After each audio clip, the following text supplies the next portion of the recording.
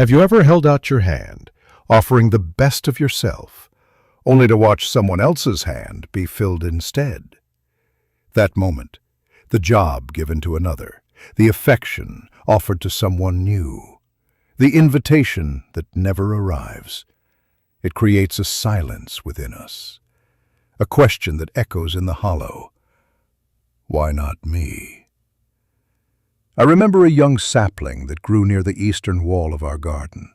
It stretched its branches towards a small gap in the roof, yearning for every drop of sunlight it could find. But the old oak tree beside it, with its broad, generous leaves, would often cast a shadow, and the sapling would sit in shade. For a long time I watched it. It seemed to be straining, struggling, frustrated by the shadow it could not escape. One season, a great storm came. The winds were fierce, and they did not discriminate. The old oak, for all its height and strength, was uprooted. It fell. But the young sapling, having grown a trunk that was not tall, but was incredibly flexible and strong from its constant effort to find light, it simply bent. It weathered the storm. And when the clouds parted and the sun shone down, there was no shadow left. The light it had always sought now fell upon it completely. It hadn't been stunted by the shade, it had been forged by it. When you are not chosen, you are standing in a moment of profound opportunity.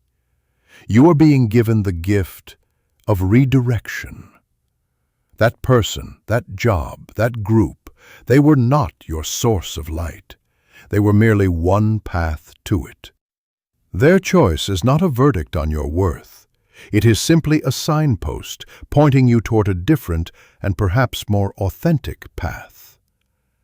The pain you feel is not the pain of loss, but the pain of attachment.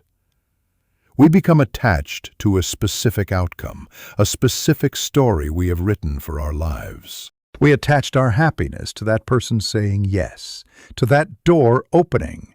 But my friend, happiness was never behind that door. Happiness is the ability to find peace, regardless of which doors open or close. So what do we do in this moment? We do not beg for a seat at a table that has no place for us. We turn inward, and we build our own table. We take all that energy, all that love, all that hope we were pouring outward onto someone else's ground, and we bring it home. We pour it into our own soil. Ask yourself, not why didn't they choose me, but what has this experience revealed to me about my own desires, about my own strengths, about what truly nourishes my spirit. This is not a time for self-rejection. It is a time for profound self-reflection. It is the universe creating the necessary space for something new to enter, something that aligns more perfectly with the person you are becoming, not the person you were when you desired that old thing. The most beautiful gardens are not those that are desperately cultivated, but those that are allowed to grow wild according to their own nature. Some plants need more sun, some need more shade. You cannot force a rose to grow in a pond, nor a lily to bloom on a mountainside. When you are not chosen, you are being guided back to your own ecosystem, the conditions where you will not just grow, but truly flourish. So let them go.